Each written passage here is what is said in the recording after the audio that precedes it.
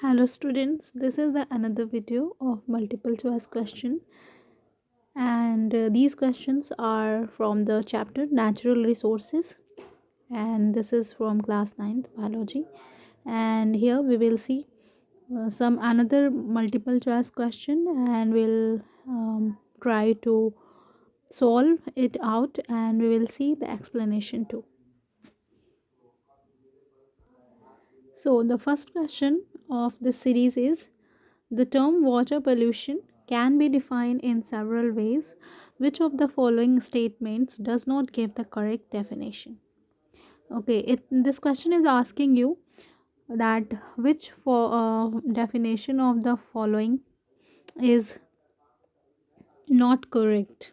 Okay, water pollution की definitions दी हुई है in all the options, and इसमें से कौन सा जो डेफिनेशन है वो वाटर पोल्यूशन के कॉन्टेक्स्ट में सही नहीं है.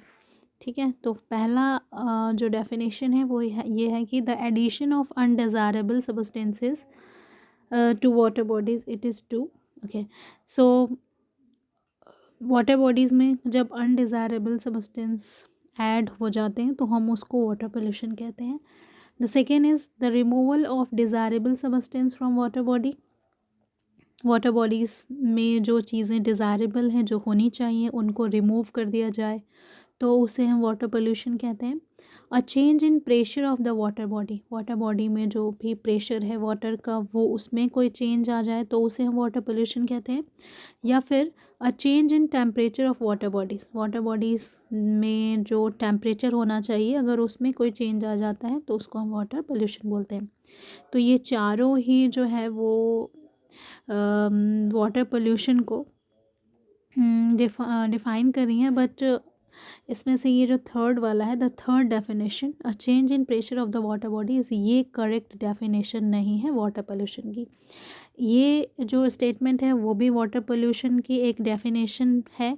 सेकेंड स्टेटमेंट भी वाटर पोल्यूशन को डिफ़ाइन करता है, एंड फोर्थ स्टेटमेंट भी वाटर पोल्यूशन को डिफ़ाइन करता है. So the only third option, the third statement, it doesn't define the water pollution. ठीक है, अगर हम प्रेशर में कोई चेंज करते हैं वाटर बॉडीज़ के तो ये कोई वाटर पोल्यूशन नहीं है, लेकिन अगर टेम्परेचर चेंज होता है वाटर बॉडीज़ का तो इसको हम वाटर पोल्यूशन कहते हैं. So the right option answer is a change in pressure of the water body. This is not the correct definition of water pollution. Now we will see the next question. The next question is, which step is not involved in the carbon cycle? Carbon cycle में कौन सा step involve नहीं होता है? So the first option is photosynthesis, second is transpiration, third is respiration, and fourth is burning of fossil fuels.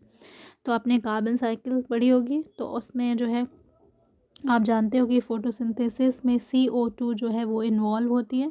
तो यहाँ पे आप कार्बन देख रहे हो, तो कार्बन का इसमें यूज़ होता है फ़ोटोसिंथेसिस में. तो ये फ़ोटोसिंथेसिस इन्वॉल्व होती है कार्बन साइकिल में.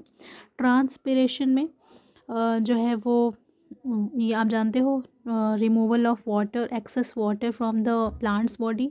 तो इसमें कोई कार्बन का रोल नहीं है. बट अगर रेस्पायरेशन आप देखो तो आप जानते हो कि रेस्पायरेशन में क्या होता है, ग्लूकोज को जो है वो बर्न किया जाता है. तो उसके रिज़ल्ट में आपको एनर्जी प्लस CO2 गैस निकलती है. तो यहाँ पे आप देख सकते हो कार्बन जो है वो रिलीज़ हो रही है, एंड प्लस वाटर. ठीक है, तो यहाँ पे कार्बन का इन्वॉल्वमेंट है. means it this process is involved in the carbon cycle. and burning of fossil fuel, आप फॉसिल किसी भी फॉसिल फ्यूल को बर्न करते हो तो उसमें से CO2 गैस रिलीज़ होती है. तो यहाँ पे भी कार्बन का जो है आप देख रहे हो कि एक जो है इन्वॉल्वमेंट है. तो photosynthesis,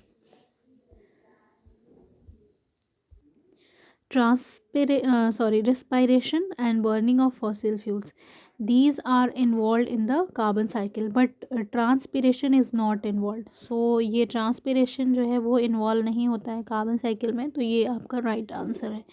so the option 2 is the correct of the question number 2. now I'll see the next question. ozone hole means, third question is asking you ozone hole का क्या मतलब है.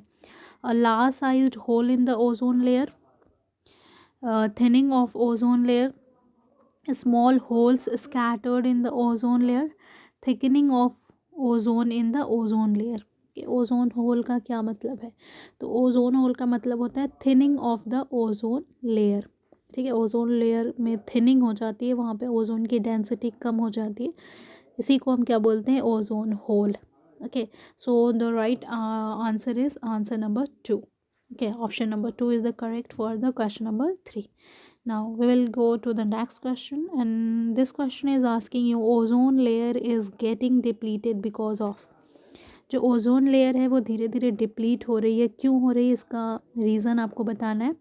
Excessive use of automobiles, automobiles के ज़्यादा use करने से, excessive formation of industrial unit, industrialization बढ़ने से, इंडस्ट्रीज़ बिल्डअप होने से, excessive use of man made compounds containing fluorine and chlorine, ऐसे मैन मेड कंपाउंड जिसके अंदर फ्लोरीन एंड क्लोरीन है उसका हम बहुत ज़्यादा यूज़ कर रहे हैं इस वजह से, या फिर एक्सेसिव डिफॉरेस्टेशन, बहुत ज़्यादा हम डिफॉरेस्टेशन करें, पेड़ों को कट कर रहे हैं इस वजह से।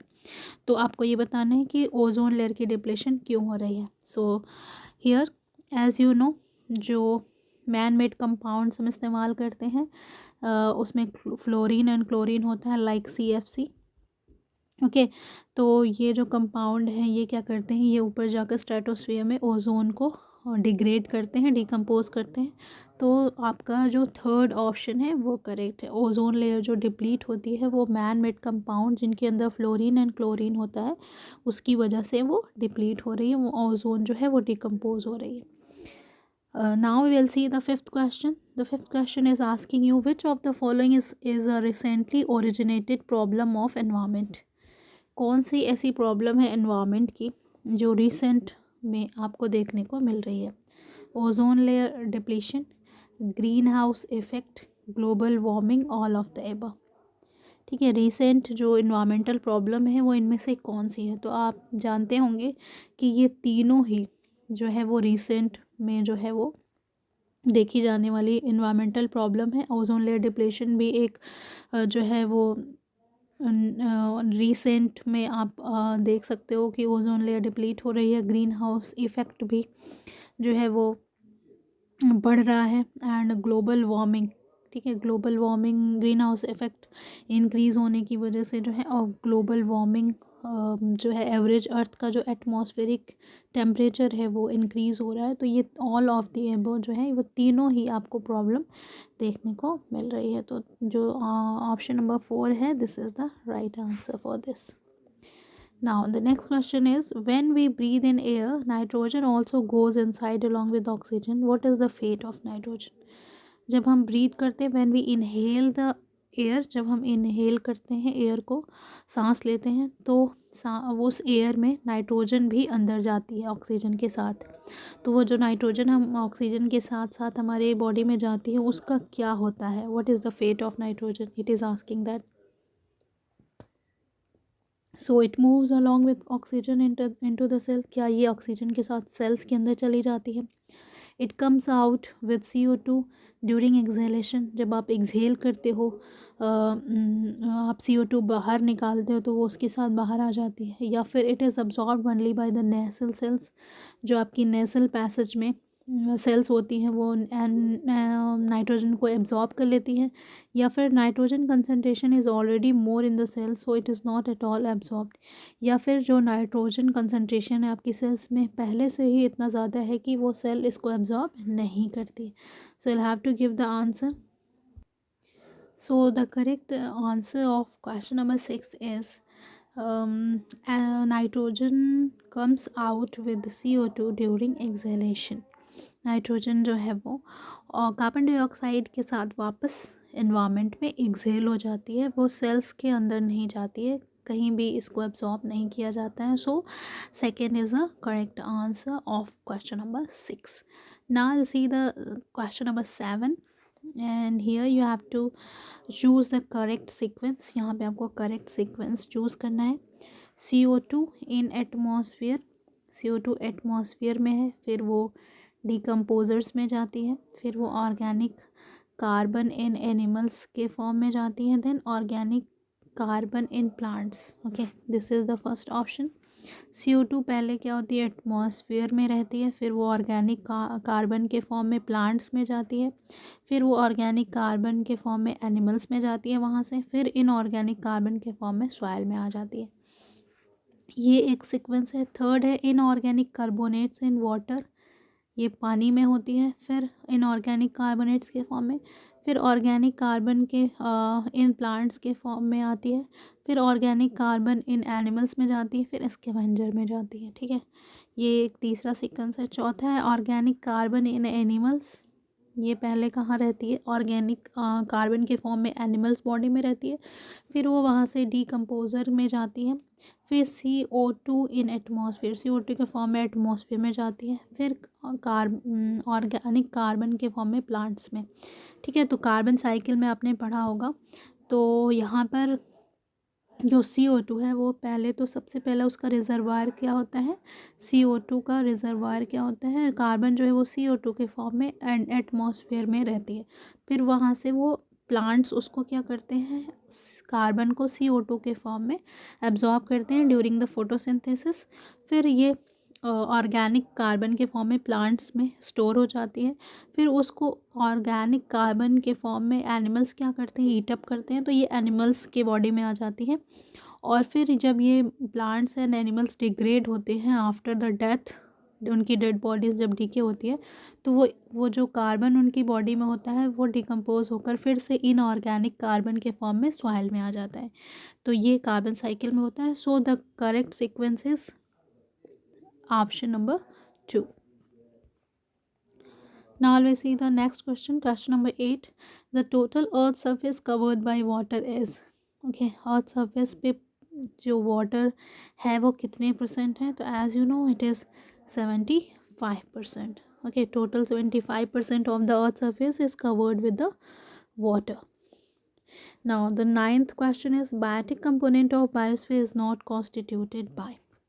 बायोस्फीयर में जो बायोटिक कंपोनेंट है उसमें इसमें से कौन सा नहीं है, which is not as a biotic component in the biosphere. ठीक है, आप जानते हो बायोस्फीयर में दो कंपोनेंट होते हैं, एक ए बायोटिक और दूसरा जो है वो दूसरा बायोटिक। ठीक है, तो बायोटिक क्या होता है, लिविंग होता है, जो भी लिविंग थिंग्स होते हैं उसको बायोटिक बोलते हैं, और जो नॉन लिविंग होती है उसको हम एबायोटिक बोलते हैं।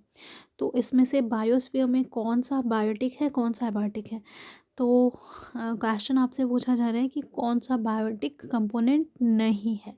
तो आप जानते हो प्रोड्यूसर्स, ग्रीन प्लांट्स को आप प्रोड्यूसर्स बोलते हो, तो ग्रीन प्लांट्स लिविंग हैं, दे आर लिविंग।